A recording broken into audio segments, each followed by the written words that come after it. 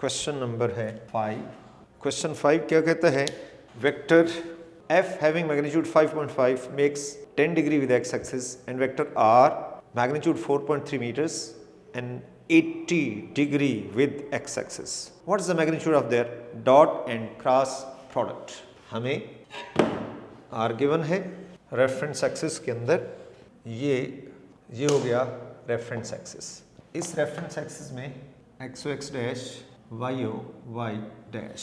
अब वो क्या कहता है कि एक वेक्टर्स जो है फोर्स का वो है 10 डिग्री के ऊपर, ये वेक्टर हो गया f और एंगल बना रहा है 10 डिग्री।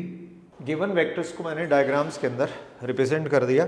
फोर्स f 10 डिग्री का एंगल बना रही है विद एक्स एक्सिस और r जो है that makes an angle 90 degree.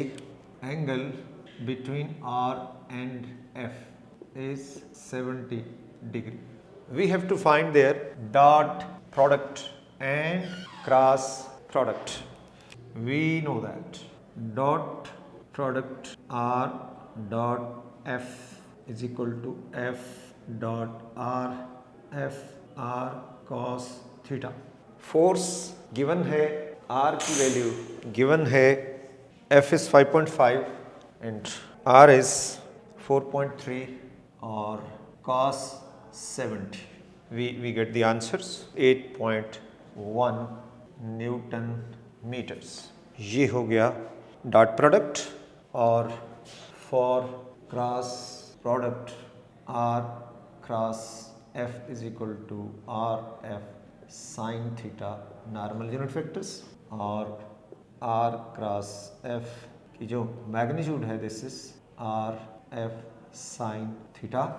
4.3 into 5.5 sine 70 and we get the answer. How much? Answer is 22.2 Newton meters. So this is the value of the cross product, magnitude of the cross product. Question number 6. The magnitude of the dot and cross product of the two vectors 6, 3 under root and 6 respectively. Find the angle between the vectors. The magnitude of the dot, ये लफ्ज पहले है and cross बाद में है। a dot b is equal to 6 under root 3 और a cross b is equal to 6। जैसे पढ़ें कि अगर डॉट का लफ्ज पहले है तो उसकी न्यूमेरिकल वैल्यू पहले, क्रॉस बाद में है उसकी न्यूमेरिकल वैल्यू बाद में आ गई। तो इसमें उलट भी कर सकता है पेपर सेटर जो है, इन अल्फाज को क्रॉस का लफ्ज़ पहले लगा दे, डॉट बाद लगा दे, तो ये क्रॉस की वैल्यू आ जाएगी, ये डॉट की वैल्यू आ जाएगी, रटा नहीं लगाना। अच्छा, ए डॉट बी किसके बराबर होता है? ए बी कॉस थीटा, और ये होता है A B sine theta. Dividing by dividing this equation, A B sine over A B cos is equal to 6 divided by 6 under root 3. This is 1 by 3 under root. तो इसमें A B cancel हो जाएगा और हमारे पास रह जाएगा sine over cos, this is tangent theta 1 by 3 under root, then theta is equal to tangent inverse 1 by 3 under root. And this is the angle between the two vectors, ये है 30 degree. Question number 7 है, very important question, very good question according to examination point of view. With this possible change कि dot की जगह cross आ जाए, ये value cross की और ये वैल्यू जो है वो डॉट की आ जाए, ये चेंज है इसके अंदर और बड़ा खूबसूरत चेंज है, तो याद रखें इस बात को। क्वेश्चन नंबर 7 जो है, a uniform rod 1 meter long with a weight 6 newtons can be supported in a horizontal positions on a sharp edge with weight 10 and 15 suspended from its ends. What is the position of the balance point? We have a meter rod. C is the center of gravity. यहाँ उसका अपना weight act करता है, W is equal to mg. Length is 1 meters और इसका wait कितना है 6 Newton. जाहिर है वेट कहाँ एक्ट करता है, वेट सेंटर ऑफ ग्रेविटी पे ही एक्ट करता है। तो ये C जो मैंने लिखा है, C is the centre of gravity of the metre rod. इसको शॉर्प एज के ऊपर विद वेट 10 और 15 newton suspended from its end, एक एंड के ऊपर W1 10 न्यूटन है और दूसरे एंड के ऊपर W2 दिस इज 15 न्यूटन। तो ये ज़्यादा है, ये कम है, तो फिर क्या करेंगे कि यकीनन इसका जो जिस पॉइंट के ऊपर हमने इसको बैलेंस करना है वो सेंटर से राइट पे चला जाएगा और ये A हो गया, B हो गया और ये है D पॉइंट। ये दो जो वेट्स हैं W1 और W जो मीटर रॉड का अपना वेट है, these causes anti clockwise torque, और ये जो 15 मीटर होगा दिस कॉजेस क्लॉकवाइज टॉर्क। इसमें हमारे पास ये डिस्टेंस 0.5 मीटर है और ये डिस्टेंस x मैं कह रहा हूँ, तो ये टोटल कितना हो जाएगा 0.5 प्लस x हो जाएगा और इधर ये डिस्टेंस हो जाएगा 0.5 माइनस x यहाँ से, क्योंकि इसको x कहा है तो ये फिर 0.5 माइनस x हो जाएगा। बैलेंस पॉइंट की पोजीशन निकालनी है। फिर एक दफ़ा सुने, एक मीटर रॉड जिसकी लेंथ 1 मीटर होती है, उसका सेंटर ऑफ ग्रेविटी हमेशा सेंटर के ऊपर होता है, उसको हमने C लिखा, जहां उसका वेट 6 न्यूटन गिवन वेट है, एक्ट कर रहा है डाउनवर्ड। हमेशा वेट किसी बॉडी का उसके सेंटर ऑफ ग्रेविटी पे ही एक्ट करता है। दो वेट गिवन है, एक 10 का और एक 15 न्यूटन्स का।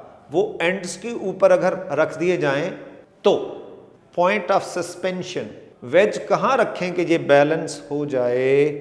तो मैंने बताया कि सेंटर के लेफ्ट पे देखो तो फोर्स कम है, राइट पे फोर्स ज़्यादा है। इस कमरे में ये क्लॉकवाइज रोटेट कर जाएगा अगर एग्जैक्ट सेंटर पे रखें। यकीनन इस वेज को सेंटर से राइट पे शिफ्ट करना है to keep the metre rod in a balance conditions. अब सेंटर से कितना राइट पे जाएगा उसे कहा x, ये डिस्टेंस है 0.5, ये डिस्टेंस हो जाएगा 0.5 माइनस x, ये है 0.5 तो ये माइनस हो गया तो ये इसका मोमेंट आर्म बन गया। तो ये टॉर्क टा1, इसको टा2 कह देते हैं और इसको टॉर्क 3 कह देते हैं। ये एंटी क्लॉकवाइज हैं दोनों और ये क्लॉकवाइज है। For balance condition sigma tau is equal to 0, tau one plus tau two minus tau three is equal to 0, tau one plus tau two is equal to tau three. Tau one is W1, ये है फोर्स और इसका मोमेंट आर्म है 0.5 प्लस x। टा2 है W और इसका moment arm कितना है, सिर्फ x इज इक्वल टू, ये इसका मोमेंट आर्म है, वेट जो मीटर रॉड का अपना है उसका ये x बनता है। टा3 इज फोर्स है W2 और इसका मोमेंट आर्म है 0.5 माइनस x। W1 गिवन है 10 है, 10 into 0.5 plus x plus 6x plus 15 bracket में है 0.5 minus x। This is 5 plus 10x plus 6x is equal to 15 into 5 7.5 minus 15x। हम इसको रीअरेंज करते हैं।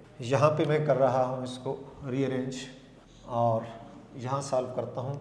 10 plus 6 16 plus 15, 10x plus 6x plus 15x is equal to 7.5 minus 5। तो ये सारा कितना बन रहा है 16 और 15, this is 30, 1x is equal to 2.5, then x equal to 2.5 by 31, this is 0.08 और this is in metres, this is multiplied by 100 कर दें तो 8 centimeters. This is the value of x. So position of the wedge 50 plus 8 is equal to 58 centimetres. Wedge कहाँ रखेंगे? 58 centimetres की positions पे रखेंगे। इसको एक दफ़ा दोबारा चेक करते हैं कि मीटर रॉड 1 मीटर्स लॉन्ग है और उसका वेट है 6 न्यूटन, जो C mean centre of gravity पे एक्ट करेगा और can be supported in the horizontal position on the ways with the weights 10 and 15 suspended from its ends.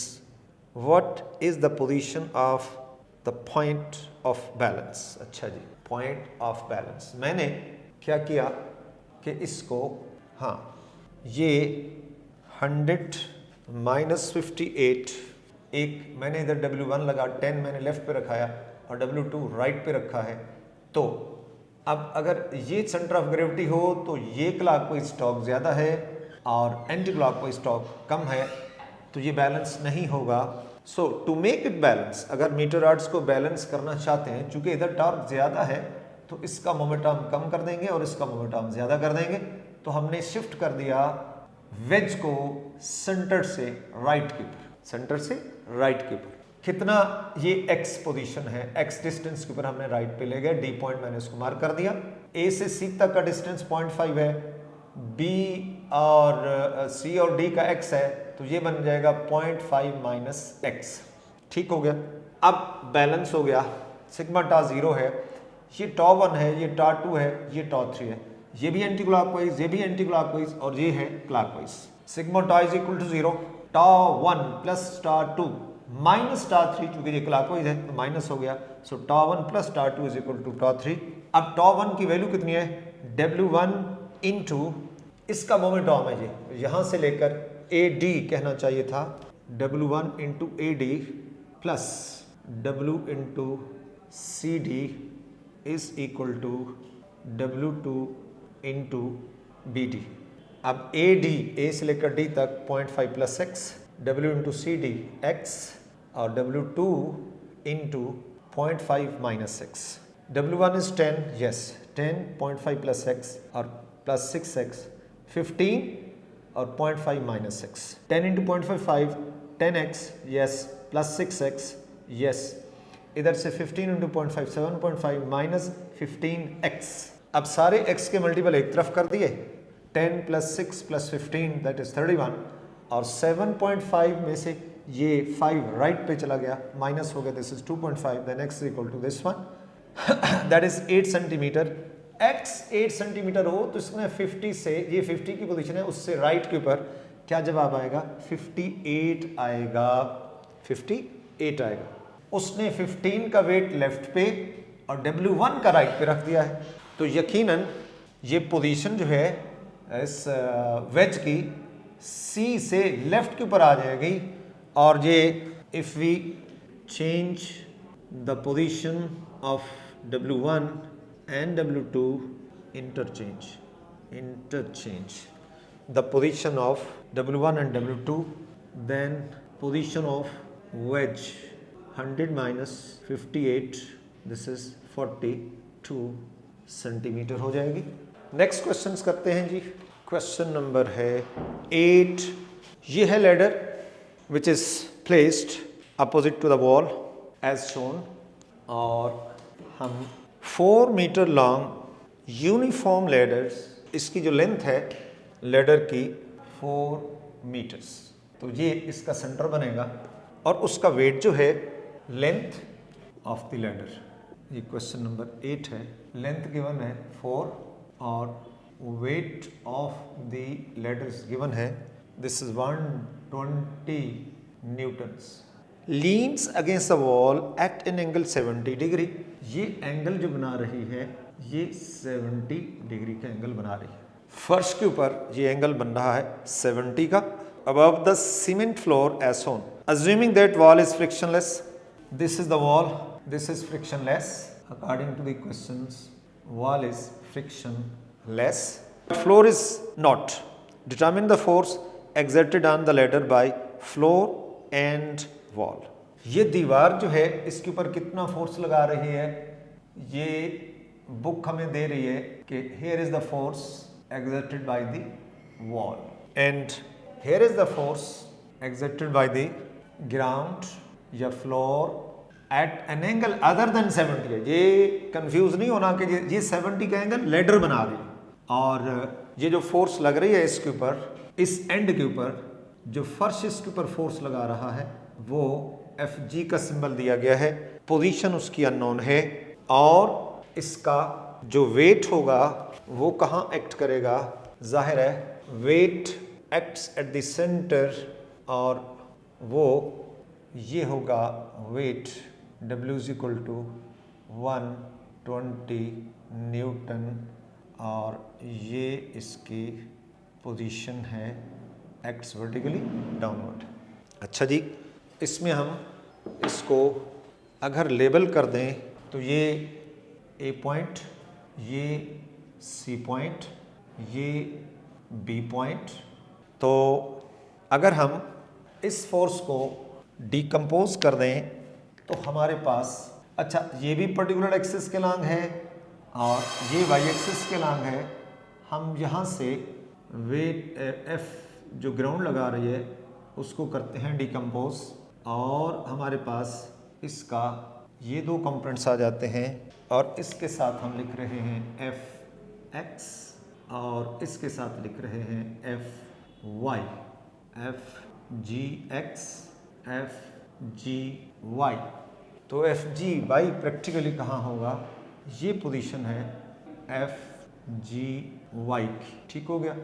अब जितनी भी फोर्सेस आपको नजर आई, force exerted by the wall that is along the particular axis, weight acts always vertically downward that is along Y axis, और जो F यहाँ ground लगा रही थी लेडर के ऊपर उसके दो कंपोनेंट्स बन गए, one is directed along x axis, other is directed along Y axis. अब हम इसको स्टार्ट लेते हैं और सारा डाटा जो है हमने कलेक्ट कर लिया है।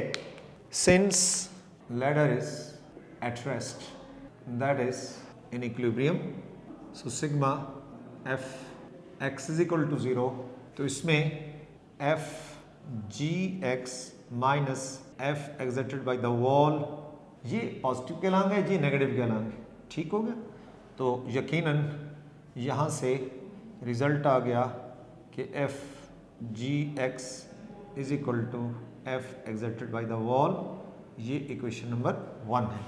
Then sigma F Y is equal to 0, F Y में क्या देखते हैं कि F G Y is directed along positive और weight acts vertically downward, these are the two forces, then F G Y is equal to force exerted by the wall and this is 120 Newton, ये तो known हो गया। इसके बाद ये equation number हमारी 2 बन गई, ये वेट ऑफ द लेडर जो है गिवन है, दिस इज 120 न्यूटन। अब हमने force exerted by the wall निकालने के लिए ये फर्स्ट कंडीशन से अब फर्दर रिजल्ट तो नहीं आ सकता, अब फिर क्या करते हैं, अब हमेशा हम सेकंड कंडीशंस लगाते हैं और सेकंड कंडीशंस लगाने के लिए सबसे पहला पॉइंट कि हमने कोई ना कोई पॉइंट ऑफ रोटेशन जो है वो सपोज करना है। तो in order to apply the second condition of equilibrium we suppose that point A is the point of rotation। अगर A पॉइंट को हम पॉइंट ऑफ रोटेशन मान लें, then the torque due to Fgx and Fgy कितना होगा, ये 0 होगा। क्यों 0 होगा कि इन दोनों फोर्सेस का मोमेंट आर्म 0 है। So if A is the point of rotation, therefore torque due to Fgx and Fgy will be 0। तो फिर सिर्फ दो फोर्सेस बच गई और एक है force exerted by the wall और एक है wait of the ladder itself. ये दो फोर्सेस बच गई हैं और आप फिजिकली देखें कि अगर ए जो है पॉइंट ऑफ रोटेशन है तो ये जो फोर्स है that causes anti clockwise torque, ये इसका टार्क होगा मैं इसको टा1 कहूँगा। और वेट, ये जो है वेट, इसका टॉर्क जो है वो क्लॉकवाइज होगा, मैं इसको टा2 कह दूंगा। और so torque due to f exerted by the wall, तो टा1 कहा इसको, फोर्स तो हो गई जो दीवार ने लगा दिया, और इसका मोमेंटम कितना बनेगा, ये इसका मोमेंटम है ए वर्सेस डी कह देता हूँ, और ए सी बी, और इसको मैं ई कह देता हूँ, इसको मैं जी कह देता हूँ, लेबल कर दिया। तो ये ए से लेकर डी तक, ये इसका वर्टिकल डिस्टेंस होगा, ये इसका मोमेंट आर्म होगा। टॉर्क क्या होता है, फोर्स इनटू मोमेंट आर्म। और इसको आप लिख सकते हैं, ये फोर्स और ए डी बराबर है बी ई के। बी ई जो है इसका नॉर्मल कंपोनेंट है, और उसको हम सॉल्व कर लेंगे बाद में। और torque due to weight of the ladder, this is torque 2, तो फोर्स इनटू इसका मोमेंट आर्म, इसका वर्टिकल डिस्टेंस ये आपको नजर आ रहा है, ये इसका मोमेंट आर्म बनेगा। इसको हमने लिखा ए जी वेट को, और ए जी जो है बस ठीक है। तो sigma tau is equal to 0, sigma tau is equal to 0, टा1 माइनस टा2 इज इक्वल टू 0, या टा1 इज इक्वल टू टा2। और इसमें अगर हम वैल्यूज पुट कर दें तो F by the wall into B E is equal to weight into A G. F exerted by the wall into B E is A B sine 70, W into A G length का sign 70, या चलें A B अभी लिख देते हैं, और इसको ए सी cos 70, ये हो जाएगा एफ डब्ल्यू इंटू लेंथ, और आगे साइन 70, ये बराबर हो जाएगा वेट इंटू लेंथ का हाफ, और आगे कॉस 70। ये लेंथ कैंसिल हो सकता है, दोनों तरफ पड़ा है, ये लेंथ को मैंने कैंसिल कर दिया। और अब इसकी वैल्यूज पुट करते हैं, तो एफ डब्ल्यू जो आ जाएगा, force exerted by the wall, तो ये W into cos 70 divide by sine 70, और 2 भी डिवाइड हो रहा है। ये वैल्यूज़ हैं, इसकी वेट हमें गिवन है 120 न्यूटन। और यहाँ से अब मैं यहाँ लिखूँगा इसकी वैल्यूज़ को, force exerted by the wall, weight 120 और 70 कॉस 70, ये बन रहा है मल्टीप्लाइड बाय 0.342, ये आ रहा है 0.939 equal to 43.7 is the force exerted by the wall. Therefore, this is one of the answer. Force exerted by the wall is one answer. Now, putting the value in equation 1, so f g x भी आ गया, जो कि इसके बराबर है, this is 43.7 Newton, और f y का हमें पता है, this is f g y, this is weight, this is equal to weight of the ladder, and this is 120 Newton.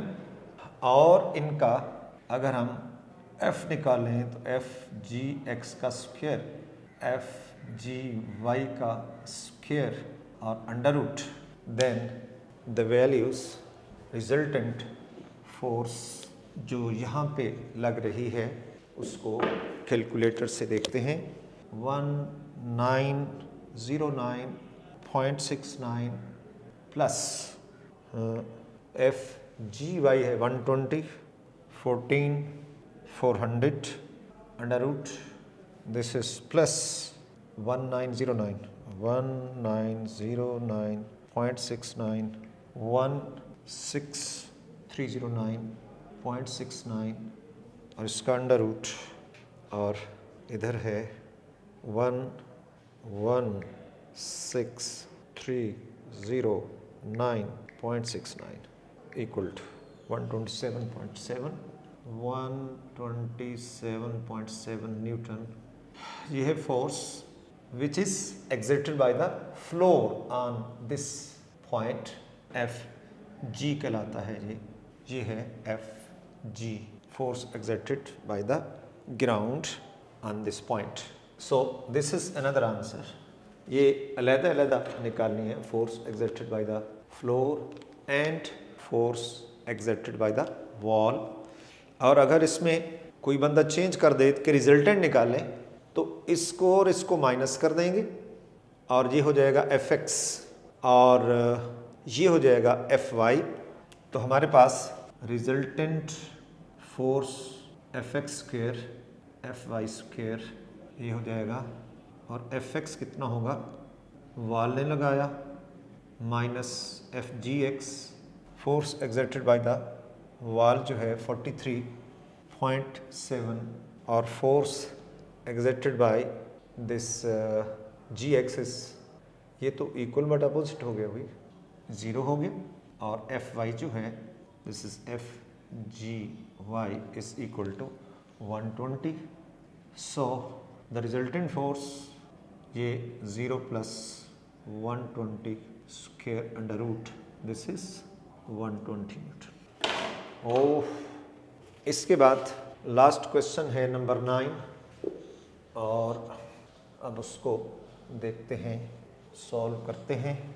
450 kg uniform beam, one beam supports the load of 220 kg as shown, determine the reactions on the support। Question जो है पहले उसकी diagram बनाते हैं और उसमें ये question number है 9 एंड लास्ट क्वेश्चन है, और ये सपोर्ट हो रहा है इधर से और इधर से। ए पॉइंट पे रिएक्शन, यहाँ रिएक्शन शो करना है, ये ए पॉइंट है इस वजह से इसको आर ए कहा, और ये बी पॉइंट है इसको आर सफिक्स में बी है, ये बी पॉइंट है, ये है वेट सस्पेंडेड और दिस इज 220 kg। ये डिस्टेंस 5.6 यहाँ तक और इधर है 2.4 मीटर। 450 kg बीम है और उसका जो वेट होगा अपना वो इसके सेंटर पे होगा, ये सी पॉइंट है, इसको हम डी पॉइंट कह देते हैं। ये W1 है, इसको W2 कह देते हैं। This is M2G, this is M1G। mass of beam 450 kg और mass suspended M2 this is 220 kg। ये W1 है, ये M1 है और ये M2 है, ठीक हो गया। अब क्या करते हैं कि ये दोनों जो रिएक्शन होंगे सपोर्ट के ऊपर, ये अननोन है, ये भी अननोन है और ये भी अननोन है।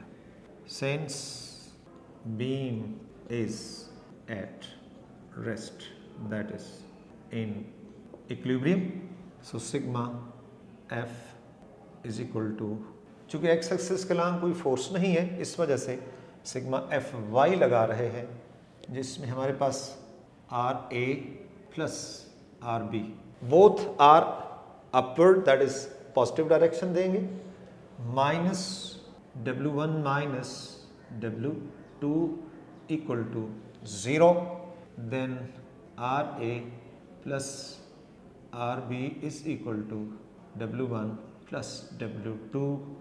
तो यहाँ से W1 निकालते हैं M1G और यहाँ से W2 निकालते हैं, दिस इज M2G। तो ये कितना बना, ये बना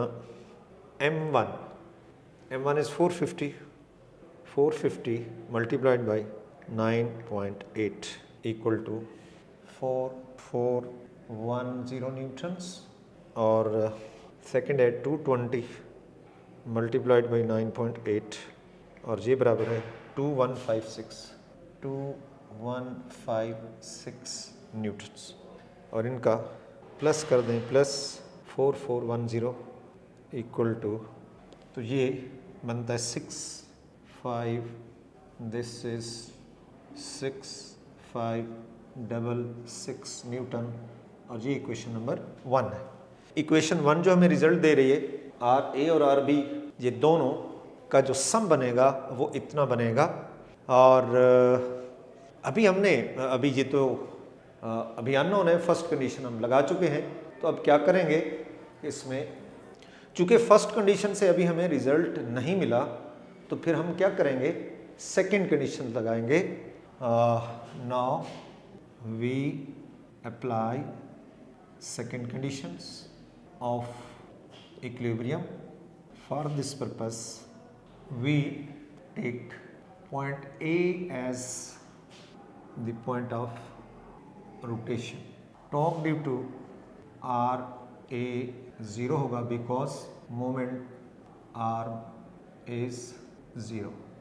Torque due to R B ये होगा τ1 कह देता हूँ और this is anti-clockwise torque force into A B. Torque due to फिर ये दो फोर्सेस हैं दीज आर प्रोड्यूसिंग टॉर्क τ2 और τ3 मैं इन्हें कह रहा हूँ ड्यू टू W1 जो सिंबल दे दिया इससे कोई फ़र्क नहीं है। दिस इज τ2 फोर्स W1 है और इसका मोमेंट आर्म है AC और टॉर्क ड्यू टू W2 जो होगा this is τ3 and force W2 है और इसका मोमेंट आर्म है A से, इसको हमने लिखा AD। Sigma τ is equal to 0 τ1 minus τ2 minus τ3 equal to 0 या τ1 is equal to τ2 plus τ3 RB into AB is equal to W1 into AC plus W2 into AD। RB into AB total distance कितना 5.6 plus 2.4 this is 8 is equal to W1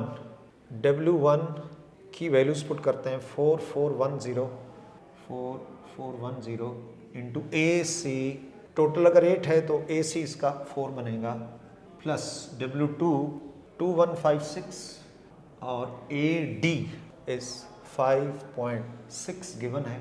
RB कितना हो जाएगा, ये हो जाएगा 4410 multiplied by 4 equal to 17640 plus 2156 multiplied by 5.6 equal to 12073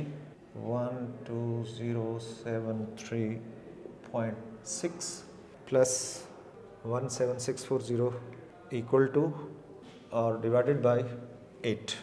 This is 29713.6 divided by 8 equal to 3714.2 Newton.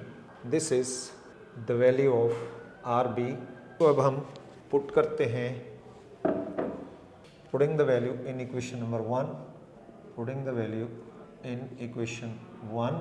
RA हो जाएगा 6566 minus RB this is 6566 minus 3714 equal to this is 2852 Newton. तो इस तरह हमने दोनों एंड्स के ऊपर जो है वो फोर्स निकाल ली। तो ये एक जवाब नहीं है, बुक के अंदर सिर्फ एक जवाब लिखा हुआ है, दो जवाब है हमारे पास कि हमारे पास R B is one of the answer और आर ए जो है this is another answer for this questions. ये चैप्टर हमारा कंप्लीट हुआ।